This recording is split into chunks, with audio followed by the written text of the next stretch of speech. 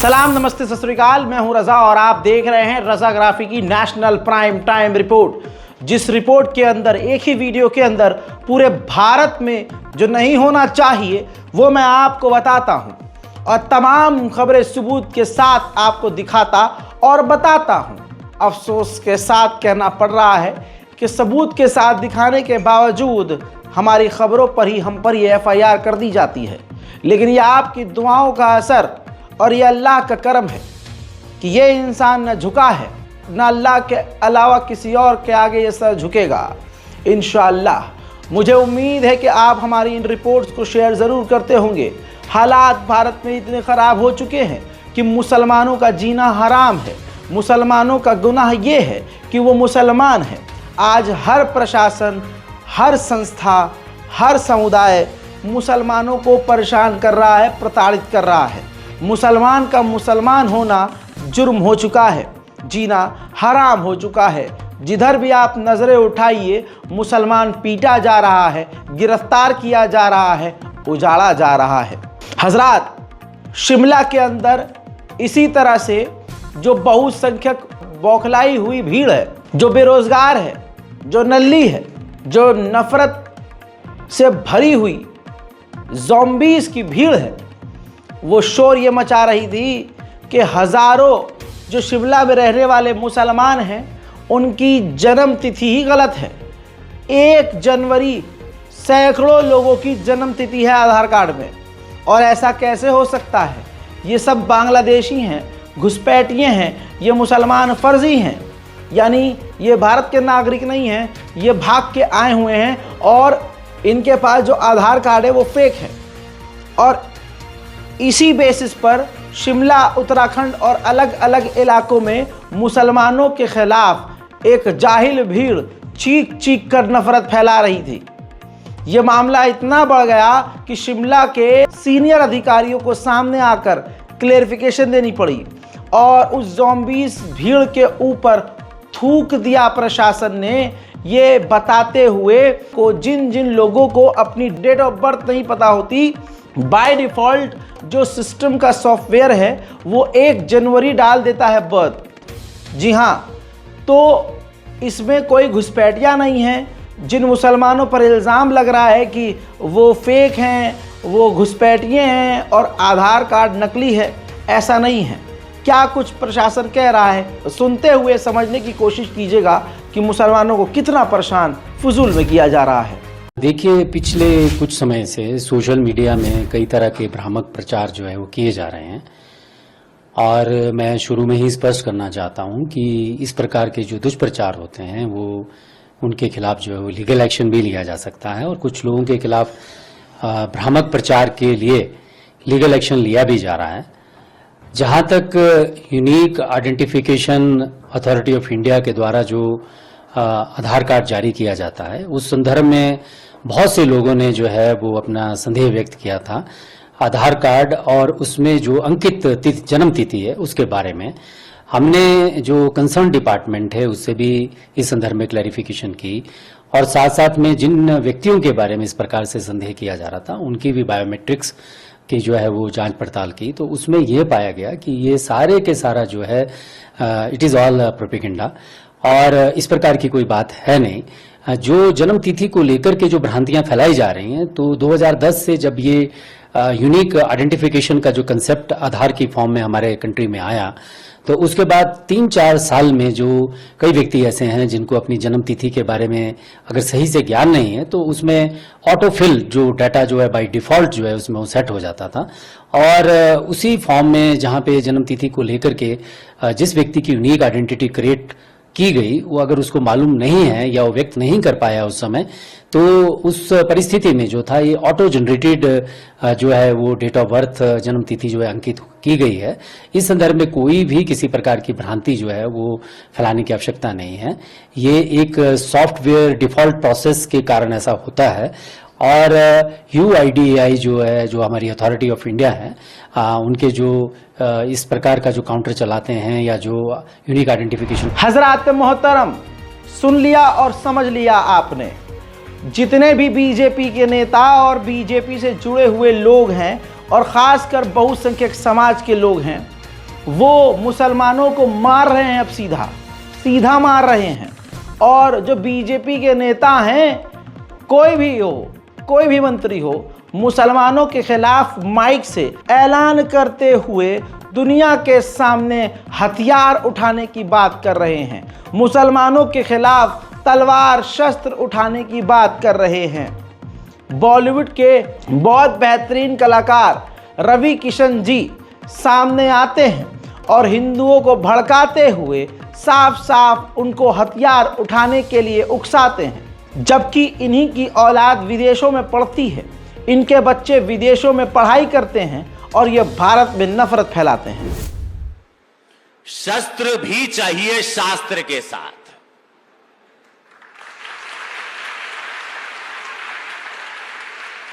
आप देख ही रहे हो, बालाजी मंदिर में मटन मीट द्वारा बीफ के मीट के लड्डू बना के बेचे हिंदुओं को दिए जा रहे थे। क्या हो रहा है हिंदुओं के साथ, ये सोचना चाहिए। मंदिर जो चला रहे थे जो हिंदू नहीं थे, और यह विषय आज पूरे विश्व में चर्चित है कि बीफ का मटन दिया जा रहा था लड्डू में। तो अब समय आ गया है कि शस्त्र और शास्त्र ओकरे साथ चले के हो। यह समय बा, यह पूज्य महाराज जी सिखावा ना। अगर ये बुलडोजर कहा ना तो इसके अंदर बहुत सारी बातें हैं।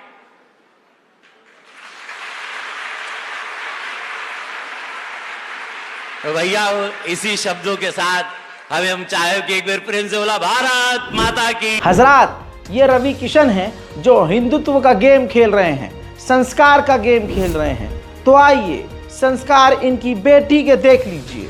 जैसा मैंने आपसे अर्ज किया, ये रीवा किशन हैं। लंदन से इन्होंने पहले अपनी पढ़ाई पूरी की, फिर अमेरिका से एक्टिंग का कोर्स किया, यानी अपने बच्चों को अमेरिका और इंग्लैंड में पढ़ा रहे हैं और गरीब हिंदू बच्चों को शस्त्र उठाने के लिए कह रहे हैं। हजरात, यही फर्क अगर हिंदू लोग समझ जाएं तो अपने बच्चों का भविष्य संवारें, न कि किसी आतंकी आतताई भीड़ का हिस्सा बनने दें। ऐसा सिर्फ बीजेपी के साथ नहीं है, जितने बड़े बड़े नेता हैं किसी भी पार्टी के, वो भले ही भारत में बैठकर गंदी राजनीति खेल रहे हैं, लेकिन अपने बच्चों को विदेशों में पढ़ा रहे हैं। जैसा मैंने एक लाइन और बोली थी कि अब सीधा मुसलमानों पर हमला किया जा रहा है। अहमदाबाद में ऐसा ही हुआ है। आरोप यह है कि बीजेपी के गुंडे, बीजेपी के नेता मुसलमानों के घरों पर हमला करते हैं और सीधा आग लगा देते हैं। तस्वीर विचलित करने वाली है, सेंसर कर रहा हूं, लेकिन जो दिखा रहा हूं उसी से समझ लीजिए कि हालात कितने ख़राब हैं। मुस्लिम व्यक्ति के घर पर जानलेवा हमला करके आग लगा दी गई और महिलाओं को चोटें भी आई हैं। आरोप यह है कि बीजेपी के कार्यकर्ता परेश राठौर, संदीप राठौर और ईश्वर टकेला ने जहीर अब्बास के घर पर हमला कर घर में आग लगा दी। हमले के दौरान घर में मौजूद मुस्लिम महिलाओं को भी चोटें आई हैं। अब आप समझ सकते हैं कि अब इस दौर में हम प्रवेश कर चुके हैं जहां मुसलमानों के ऊपर अब सीधा हमला किया जा रहा है। आपके घर के आसपास कोई भी है वो बीजेपी से जुड़ा हुआ है तो याद रखिए, किसी भी बहाने से ये आपके घरों में आग लगा सकते हैं। पूरे देश में मुसलमानों को डराने और धमकाने की कोशिश है, बल्कि ये डराने और धमकाने से बहुत आगे है। अब सीधा मुसलमानों पर हमले हो रहे हैं। इसी के साथ एक बात मैं 3 साल से कहता आ रहा हूँ, मुसलमानों को ही मारा जाएगा, हमारा ही गला काटा जाएगा और हमारे कत्ल का इल्ज़ाम हम पर ही लगाकर हमें ही जेल डाला जाएगा। दोस्तों, ये बात तब मैंने कही थी 3 साल पहले, आज वो होती हुई नज़र आ रही है। हजरात, गणेश विसर्जन के जुलूस के दौरान बहुसंख्यक समाज में जो उस भीड़ में मौजूद हिंदू संगठन से जुड़े हुए लोग थे, उन्होंने मुसलमानों के घरों के ऊपर हमला कर दिया, पथराव किया, ऐसी रिपोर्ट है। फिर उसके बाद एक संगठन है, हिंदू संगठन, उन्होंने मुसलमानों पर ही एफआईआर कर दिया, यानी मुसलमानों के घरों पर हमला किया और फिर कंप्लेंट भी कर डाली। यानी दंगा करवाने वाली युवती ने खुद मुसलमानों के खिलाफ एफआईआर करी। गणेश विसर्जन के दौरान मुस्लिम घरों को पहचान करके उनके ऊपर हमला किया था। 21 वर्ष की मोक्ष माधव आसेवड़ नाम की युवती की अगुवाई में हिंदू स्वराज गणेश मंडल नाम के संगठन ने मुस्लिम घरों पर हमला किया, उन पर पत्थर फेंके, मुस्लिम धर्म को गाली बकी और 2 पहिया और 4 पहिया वाहनों को आग के हवाले किया, तोड़ा गया। और तो और मुसलमानों के खिलाफ इस महिला ने केस भी दर्ज कर दिया, जिसके बाद पुलिस ने 74 वर्ष अजीज खान को भी इस मामले में गिरफ्तार किया और इसके अलावा दर्जनों मुसलमानों को गिरफ्तार कर लिया। और ये तस्वीर जो आपको मैं बार बार लूप में दिखा रहा हूँ नीचे, इसमें हिंदू भीड़ है जो मुसलमानों के घरों पर लाठियां बजा रही है और पत्थर फेंक रही है। यानी मुसलमानों पर हमला, मुसलमानों के घरों पर हमला, उनकी गाड़ियों को तोड़ा और फिर इसी भीड़ ने मुसलमानों पर एफआईआर किया और प्रशासन ने भी मुसलमानों को गिरफ्तार किया। असल में बहुसंख्यक समाज को मुसलमानों को मुसलमान देखकर तकलीफ हो रही है। ये सब ड्रामा है कि ये घुसपैठिए हैं, ये बांग्लादेशी हैं, ये हिंदू राष्ट्र के खिलाफ हैं, ये भगवा लैप ट्रैप कर रहे हैं, ये सब नौटंकी है, ये सब बहाना है।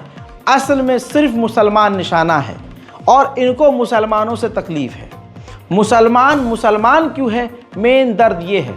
इसी वजह से ये बहानों से मुसलमानों के ऊपर अब आरोप प्रत्यारोप लगाकर उनके ऊपर हमले कर रहे हैं। अब जैसे हिमाचल प्रदेश में भी नफरत इतनी ज़्यादा हो गई है कि अब खुल्लम खुल्ला कह रहे हैं कि हिमाचल प्रदेश में रहना होगा तो अलाना फलाना कहना होगा, भारत में अगर रहना होगा तो अलाना फलाना कहना होगा।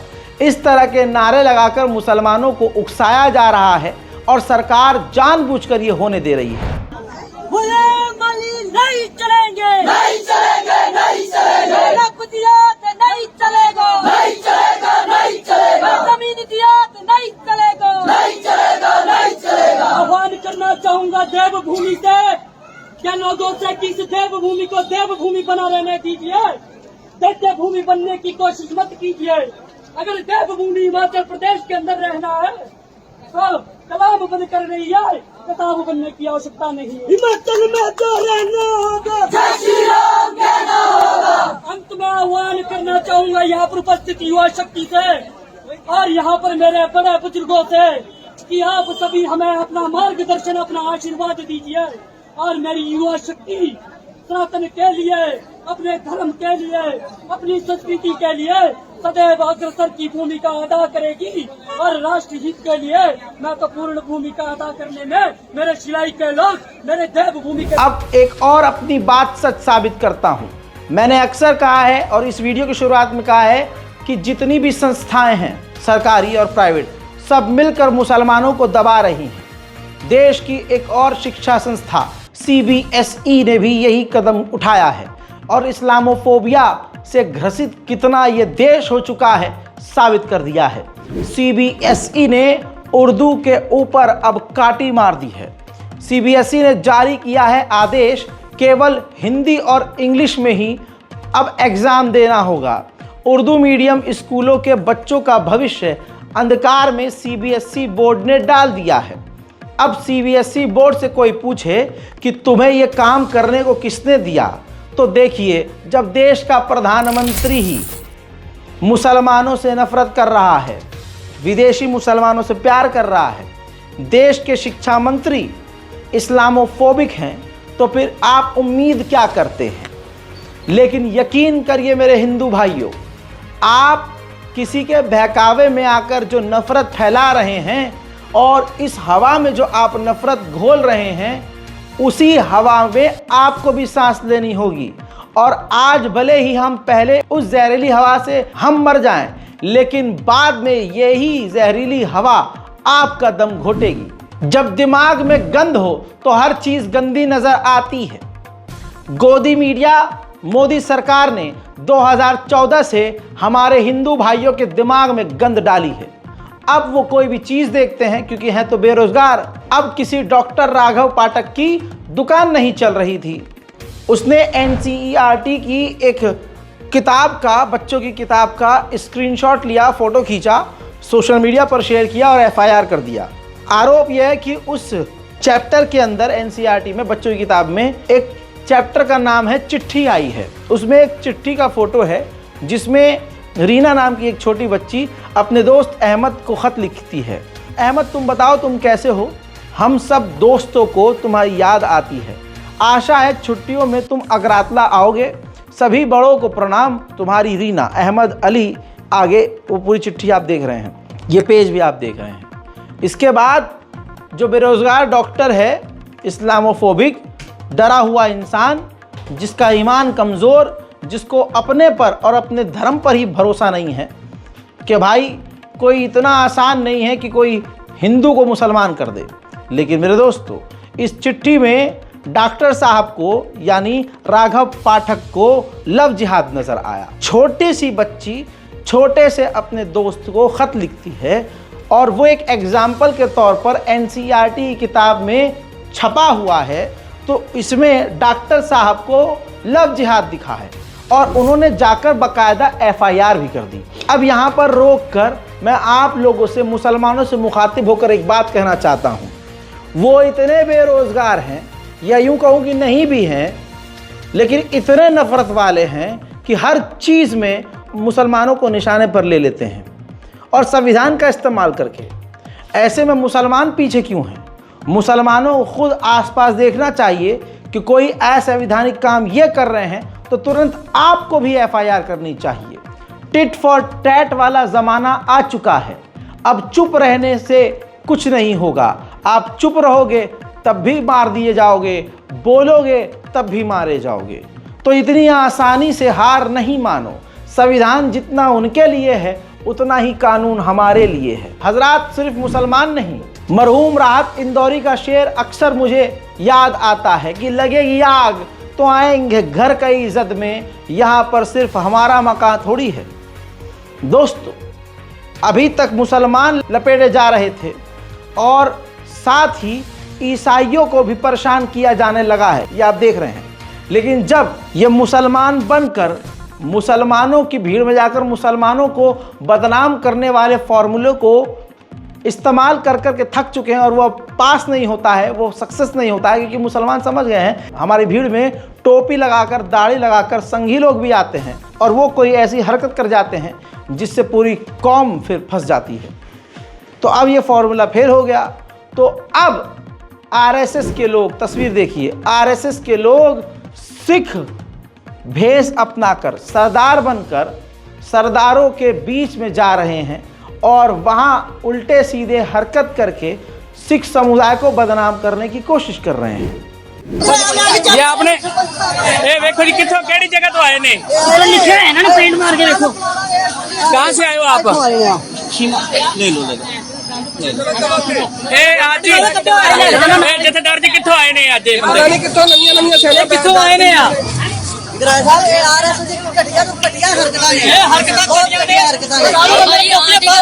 सिर्फ सिੱਖਾਂ ਨੂੰ ਸ਼ਸਤਰ ਪਹਿਨਣ ਦਾ ਹੱਕ ਹੈ। ਇਹ ਸਾਡੇ ਚੋਂ ਅਸੀਂ ਅੰਦਰ ਜਦੋਂ ਫੜਾ ਚਾਹੇ ਤੇਰਾ ਭੱਜ ਲਾਈਵ ਚੱਲਣ ਦਿਆ।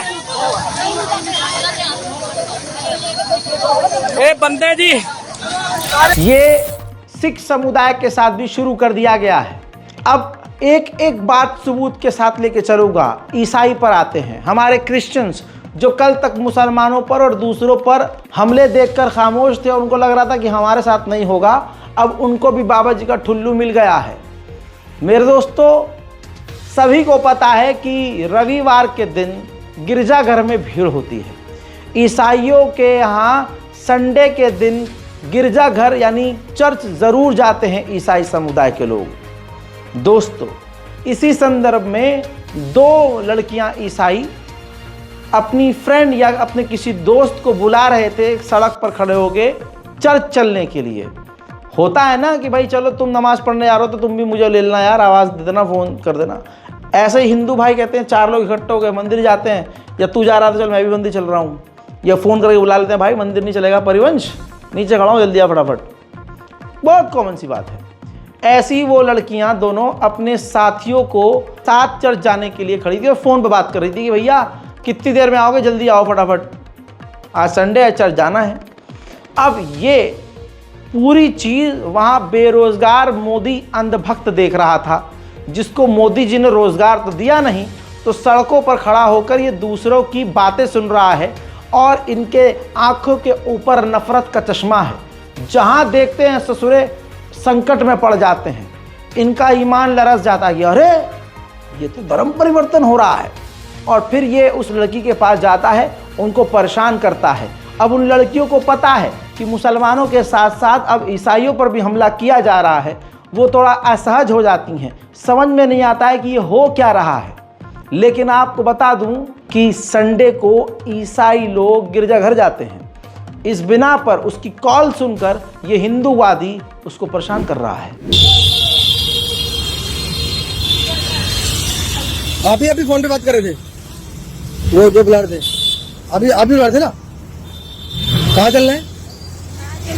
हाँ अभी फोन पे जो बात हो रही थी, चलो मैं चलने को जा रहा हूँ। चलो चलो, कहाँ लेके जा रहे हो? कौन से चर्च में जाना है? हम वो भी आ रही हैं, चलो हम चलते हैं। चलो चलो चलो, लोगों को तुम वो बदलवा रहे हो ना, लोगों को ईसाई बना रहे हो ना, बहका बुदला के। वेगस में भी तुम आते हो ना? नहीं क्यों आते हो? नाम क्या है तुम्हारा? नाम क्या है? नाम बताओ, नाम बताओ अपना, जोर से बताओ। और क्या करते हो बताओ? नहीं बताओ, किस लिए बुलाते हो? फोन करके किस लिए बुलाते हो? किस लिए बुलाया है? अभी किस लिए बुलाया? कहाँ लेके जा रहे हो? अरे कहाँ किस चीज की मीटिंग है? तो संडे है तो किस चीज की मीटिंग है? रैंडम आदमियों की क्या मीटिंग होती है? अब बताओ।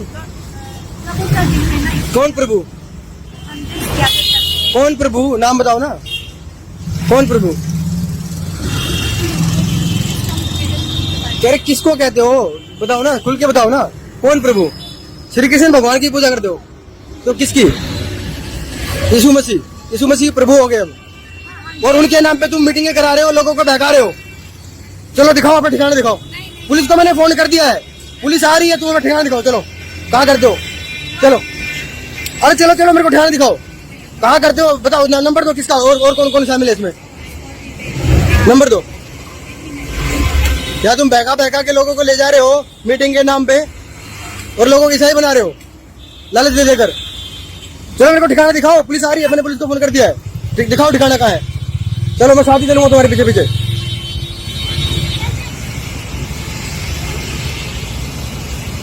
चलो दिखाओ ठिकाना, बुलाओ जिसको बुलाना है। यहाँ तुम लोगों को बहला के ले जा रहे हो चर्च में और उनको ईसाई बना रहे हो। प्रभु की यीशु कब से प्रभु हो गए? ये लोग टारगेट करते हैं, शाम को जाते हैं। हजरात, ये हाल है हमारे मुल्क का। मैं यही उम्मीद करूंगा कि ईसाई समुदाय, दलित समुदाय और सच्चे हिंदू सामने आए नफरत के खिलाफ। ये फर्जी मोहब्बत की दुकान राहुल गांधी के चक्कर में ना पड़े, विदेशों में जाकर भारत की हर मुद्दे पर आकर बुराई कर देंगे। अब भारत के अंदर तुम पैदल चले हो हजारों किलोमीटर, जगह जगह मोहब्बत की दुकान खोली है, तो भारत में रह के नफरत मिटाओ ना। वो विदेश जाकर वहाँ भारत को और दूसरे लोगों को गरियाने से कोई फ़ायदा नहीं है, तुम्हारी नकली दुकान है। दोस्तों, यही कहूँगा कि ये नेता वेता कुछ नहीं करेंगे। मोहब्बत की दुकान आप खोलेंगे, मैं खोलूँगा, तभी वो दुकान चलेगी, वरना सिर्फ इंसान वोट बटोरेगा। अब हकीकत यह है कि गोदी मीडिया को उसी की तरह ट्रीट करना चाहिए। ये काम फ़िलहाल तो कोई नहीं कर रहा है, लेकिन ये काम महबूबा मुफ्ती की बेटी इल्तिजा मुफ्ती कर रही हैं। हजरात, मीडिया के बीच ANI पहुंचा, ANI के माइक को पकड़कर उन्होंने वापस कर दिया, और जो लाइन कही उससे आपका दिल खुश हो जाएगा। देखिए। ANI का माइक पकड़ना मुझे अच्छा नहीं लगेगा। मोदी मीडिया नॉट अलाउड है ना। उधर एक अच्छी खबर यह है कि बेंगलोर के एक जज ने, मैंने आपको खबर पहले ये ब्रेक कर दी थी, एक जज ने भारत के ही एक इलाके को पाकिस्तान का इलाका कह दिया, सिर्फ इस वजह से क्योंकि वहाँ पर मुस्लिम ज़्यादा रहते हैं। ये वीडियो उनका वायरल होता है, वो बहस वायरल होती है, लोग आपत्ति जताते हैं। उसके बाद जो CGI हैं वो नोटिस जारी करते हैं जज साहब को। फिर उसके बाद जज साहब ने जब देखा कि अरे कुर्सी छीन सकती है, तो तुरंत उन्होंने माफ़ी भी मांग ली है। चलिए माफ़ी तो मांग ली, लेकिन सवाल यह है कि मुंह से माफ़ी मांगी है, दिमाग और दिल का गंध कैसे निकलेगा। हिंदुस्तान में जो कुछ भी गलत होता है बिना जांच के इल्ज़ाम मुसलमानों पर थोप दिया जाता है, और हकीकत यह है कि जब जांच पड़ताल होती है तो दूसरे ही समुदाय का नाम सामने आता है। गोदी मीडिया से लेकर तमाम हिंदू संगठन अचानक से कल शोर मचाने लगे ये फोटो शेयर करके कि रामपुर में मुसलमानों की कॉलोनी के पास ये ट्रेन का ट्रैक है जिस पर मुसलमानों ने, जिहादियों ने, आतंकवादियों ने खंबा गिरा दिया, और यह आतंकी बड़ी साजिश थी। गोदी मीडिया के हराम के ने खूब गला फाड़ा, लेकिन जांच पड़ताल के बाद ट्रेन के ट्रैक पर खंबा गिराने वाले सनातनी धर्म के निकले, हिंदू निकले।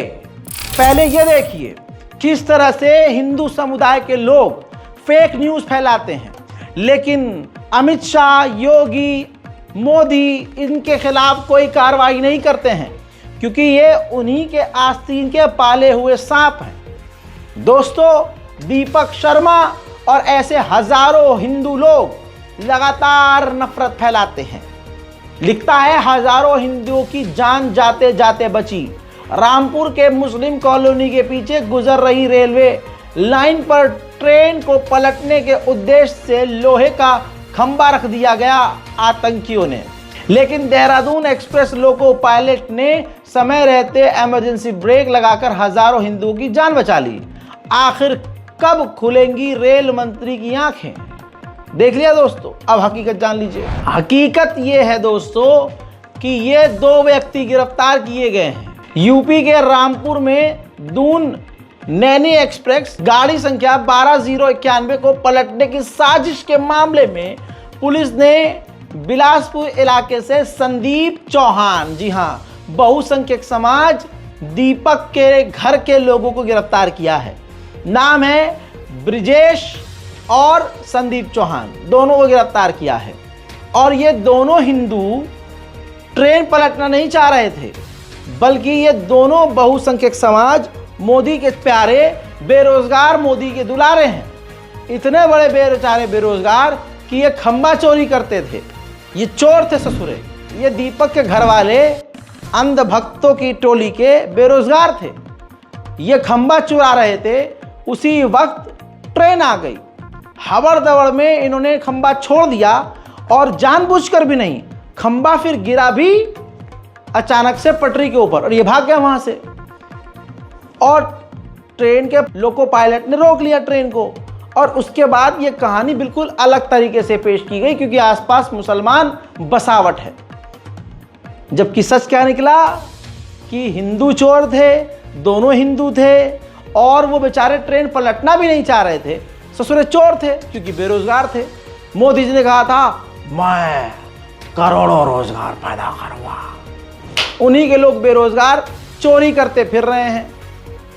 इल्ज़ाम इस मामले में लग गया मुसलमानों पर। खाया पिया कुछ नहीं, गिलास तोड़ा 12 आना। कोई भी आता है कुछ भी इल्ज़ाम मुसलमानों पर लगाता है और आप मान लेते हैं। जो हिंदुओं को पता होता है कि ये झूठ हो सकता है और ये प्रोपेगेंडा है, नफरत मुसलमानों से इतनी है कि वो उसको भी सच मानते हैं और शेयर करते हैं। सवाल ये है कि जिन लोगों ने फेक न्यूज़ ये फैलाया है, क्या योगी सरकार का बुलडोजर वहां पहुंचेगा? बुलडोजर से याद आया कि सुप्रीम कोर्ट ने पाबंदी लगाई थी कि कोई भी बुलडोजर अगली सुनवाई के बाद, यानी फैसले के बाद ही चलेगा, वरना बुलडोजर नहीं चल सकता है। लेकिन सुप्रीम कोर्ट के बयान को अपने पैरों के नीचे रगड़ते हुए मोदी सरकार आगे बढ़ी और राजस्थान के अंदर आधी रात को मकान पर बुलडोजर चला दिया। जी हाँ, हजरात राजसमंद नाथ द्वार नगर की एक बस्ती पर ही बुलडोजर चला दिया गया। इस घटना की कांग्रेस ने निंदा तो की है, लेकिन निंदा के अलावा राहुल गांधी की पार्टी उखाड़ी क्या सकती है। हर तरह से इल्जाम मुसलमानों पर लगते हैं, लेकिन गंदगी उधर बहुत ज्यादा है। अपराधी अगर हिंदू नाम का हो तो अपराधी का नाम नहीं लिखा जाएगा, मेन स्ट्रीम मीडिया पर वो खबर नहीं आएगी, लेकिन जैसे तैसे हम तो हैं ही सामने। देखिए, इस चेहरे को ध्यान से देखते रहिए और मेरी आवाज़ पर ध्यान दीजिए। इस व्यक्ति की वजह से, इस लड़के की वजह से मेरठ की 11वीं क्लास की छात्र ने फांसी लगाकर जान दे दी। ये एक लड़की का जिसने सुसाइड किया उसका बॉयफ्रेंड था। दोस्तों, दबाव डालकर इस लड़के ने अपनी गर्लफ्रेंड से उसकी नंगी तस्वीरें मंगाई और फिर उसे वायरल कर दिया। पुलिस ने बॉयफ्रेंड अंकुर कसाना को गिरफ्तार कर लिया है, लेकिन कहानी में मसाला ये है कि ये व्यक्ति, ये लड़का जो है, बीजेपी विधायक का करीबी बताया जा रहा है। आप समझ रहे हैं, कहा जाता है हिंदू लड़कियों से कि मुसलमानों से दूर रहो, ये फ्रिज में डाल देते हैं, ये ऐसा कर देते हैं, ये वैसा कर देते हैं। यहाँ पर हिंदू नामी व्यक्ति है, बीजेपी से कनेक्शन है, नंगी तस्वीर मंगाकर अपने दोस्तों यारों में शेयर कर देता है। तो क्या मैं इसके धर्म पर आ जाऊं कि हिंदू लोग ऐसा करते हैं? नहीं, अपराध करने वाले का मजहब कभी नहीं देखना चाहिए। अगर कोई हिंदू गलत काम कर रहा है तो इसका मतलब ये नहीं कि हिंदुत्व गंदा हो गया। अगर कोई इस्लाम का मानने वाला गलत काम कर देता है तो इसका मतलब ये नहीं कि पूरा इस्लाम ही गंदा हो गया, या सारे मुसलमान बुरे हो गए, या सारे हिंदू बुरे हो गए। इस चीज़ को दिमाग में रखिएगा। अब दोस्तों, सोशल मीडिया भी आप देखते हैं, वहाँ पर वायरल होने के लिए अजीब अजीब तरह के कंटेंट बनाए जाते हैं। लौंडे डबल मीनिंग, उल्टे सीधे डायलॉगबाजी करते हैं, अश्लील कंटेंट बनाते हैं, और अश्लीलता में लड़कियों से ऊपर कौन ही हो सकता है इंस्टाग्राम पर। लेकिन कुछ ऐसे भी प्रैंकस्टर होते हैं या अटपटी वीडियो बनाते हैं जो कि सरासर गलत है।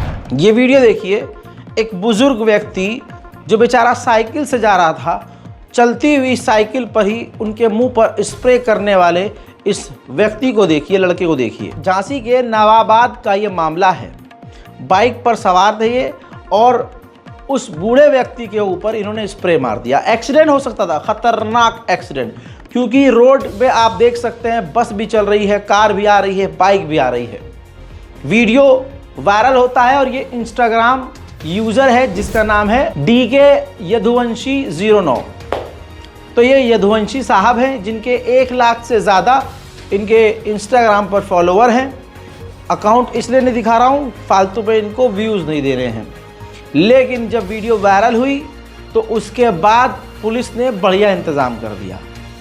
वो जो इन्फ्लुएंसर बना घूम रहा था और बढ़िया कंटेंट जिसे समझ रहा था, वो कंटेंट बनाने की वजह से उसको सही सज़ा मिली और पुलिस ने इसकी चाल ही ख़राब कर दी। अब देखिए, ये देखिए, सीधा चला भी नहीं जा रहा है। ये वार्निंग है तमाम इंस्टाग्राम और सोशल मीडिया पर आलतू फालतू ख़तरनाक वीडियो बनाकर डालने वालों के लिए। मेहरबानी करके ऐसा वीडियो ना बनाएं। ऐसी वीडियो नहीं चाहिए हमें जो किसी की जान के साथ खिलवाड़ करके बनाई गई हो। इल्ज़ाम मुसलमानों पर कि ये 2 शादी करते हैं, ये 4 शादी करते हैं, कितना प्रोपेगेंडा है। क्या हिंदू नहीं करते हैं? हिंदू तो भाई साहब शायद हमसे ही ज़्यादा करते होंगे।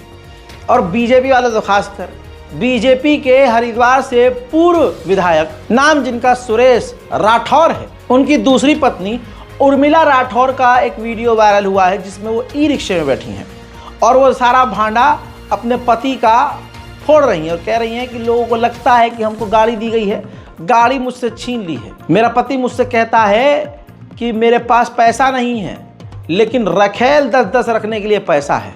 ये बीजेपी का चरित्र बीजेपी विधायक, पूर्व विधायक की पत्नी ही बता रही हैं। मेरा नाम उर्मिला सुरेश राठौर है। ज्वालापुर के पूर्व विधायक सुरेश राठौर की धर्म पत्नी आज ई रिक्शा में जा रही हूँ। अब पूछो क्यों? क्योंकि मेरे पति ने मेरी गाड़ी छीन ली। मीडिया में तो ये पता है कि मेरे पति ने मुझे गाड़ी गिफ्ट की है, एक प्यारा सा मंगलसूत्र गिफ्ट किया हुआ है, लेकिन मेरी स्थिति मैं ही जानती हूँ। मेरा पति बोलता है कि मेरे पास जहर खाने के पैसे नहीं हैं, लेकिन 10-10 रखने के पैसे हैं, उन्हें मेंशन रखने के पैसे हैं, उसके पास 2-2 बीवी रखने के पैसे। दोगला कानून पूरी दुनिया में इस वक्त भारत का बना दिया गया है इसी मोदी सरकार के द्वारा। अगर मुसलमान लड़का हिंदू लड़की से शादी करे तो लव जिहाद है और उस लड़के को उम्र कैद है, लेकिन अगर कोई हिंदू लड़का मुस्लिम लड़की से शादी करता है तो ये खुशखबरी है। लेकिन क्या करें, जब हम मुसलमान कौम के लोग अपनी बहन बेटियों पर ध्यान नहीं देंगे और ज़्यादा ही टेंशन फ्री हो जाएंगे तो होगा क्या। घर में एक बड़ा सा शैतान है जिसे टीवी कहा जाता है, उसमें बॉलीवुड की फिल्में हमारा दिमाग ख़राब करती हैं। वहीं अब सोशल मीडिया मोबाइल में आ गया है। मोबाइल में हम सोशल मीडिया पर फालतू की चीज़ें देख रहे हैं और हमारे घर की लड़कियां फालतू की चीज़ें देखकर इन्फ्लुएंस होती हैं और असल में ये भगवा लव ट्रैप में फंस जाती हैं। अलीगढ़ की अलीना खान भगवा लव ट्रैप का शिकार होती हैं और अपना धर्म परिवर्तन करके हिंदू लड़के से शादी कर लेती हैं। याद रहे, धर्म परिवर्तन इल्ज़ाम मुसलमानों पर लगता है, लेकिन अगर मुस्लिम लड़की हिंदू होकर शादी हिंदू से कर ले, धर्म परिवर्तन कर ले, तो ये खुशखबरी होती है।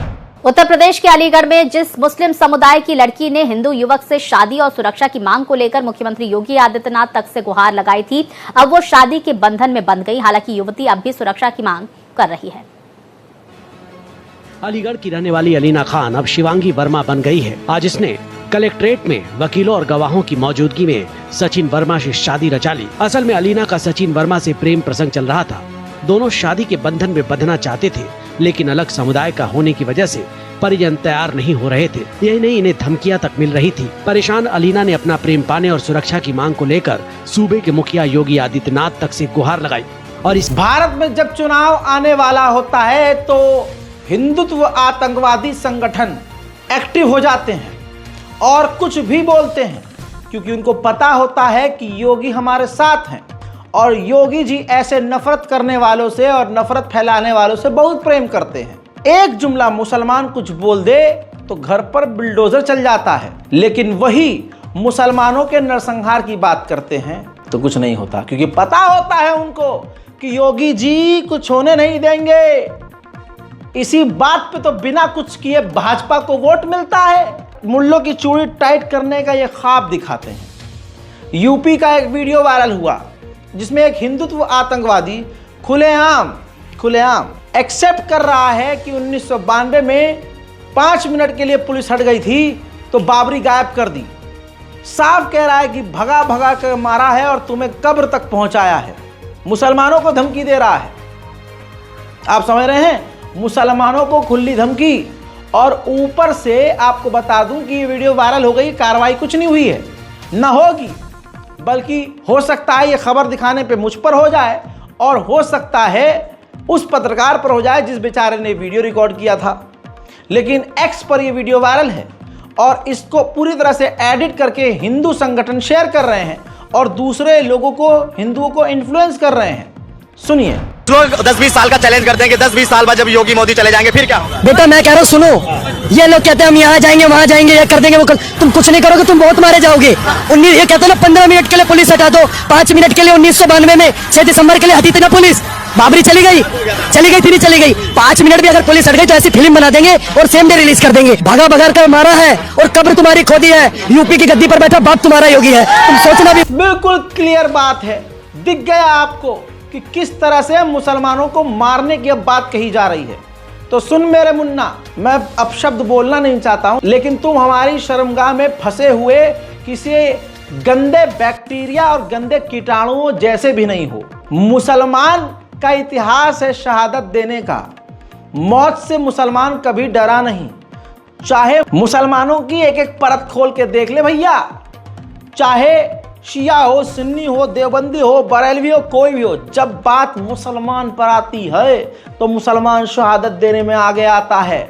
और मुसलमानों ने बाबरी मस्जिद पर मुंह पर टेप इसलिए लगाया क्योंकि हम कोर्ट का सम्मान करते हैं। आज दुनिया देख रही है कि कुत्ते झुंड में चल रहे हैं।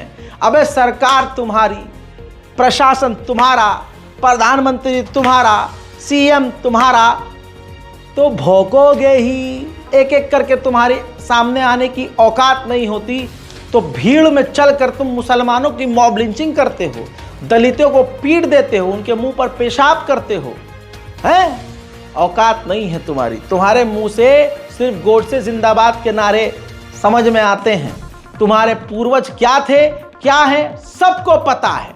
लेकिन हजरात, आप देखिए तो इनकी हिम्मत, यकीन कीजिए इंशाल्लाह जैसे ही मोदी सरकार गिरेगी वैसे ही ये जो आज उल्टे सीधे बयान दे रहे हैं ये इतने लंबे समय तक के लिए कब्र में समाधि ले लेंगे कि आप और हम इन्हें ढूंढते ढूंढते थक जाएंगे और ये मिलेंगे नहीं, याद रखिएगा। मुन्ना खूब बोलो, भड़काओ भाषण खूब दो, तुम्हें यहां सजा नहीं तो इंशाल्लाह कर्मा, नाम सुने हो कर्मा, मिलेगा जरूर।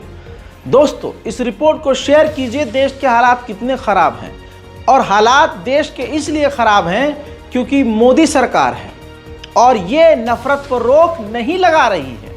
देश के और खासकर मुसलमानों के हालात इसलिए खराब हैं क्योंकि मुसलमान भूल चुका है कि उसको कैसे रहना है। दिल्ली के मुसलमान को मारा जा रहा है तो कश्मीर का मुसलमान चुप, कश्मीर का मुसलमान मारा जा रहा है तो बंबई का मुसलमान चुप, महाराष्ट्र का मुसलमान मारा जा रहा है तो दिल्ली का मुसलमान चुप। जब तक हम एक नहीं होंगे वो हमें पीटते रहेंगे। इस रिपोर्ट को शेयर कीजिए, अपनी राय कमेंट में लिखिए और इस वीडियो को हम कॉपीराइट फ्री रखते हैं, अपलोड कीजिए, रील बनाइए, पोस्ट कीजिए, इंस्टाग्राम पर शेयर कीजिए, लेकिन बस शेयर करते रहिए। दुनिया की और दूसरी तमाम खबरों के लिए हमारे रज़ाग्राफी अनस्क्रिप्टेड चैनल पर जाएं और पूरी दुनिया की तमाम बड़ी खबरों को उस चैनल से हासिल करें। जय हिंद।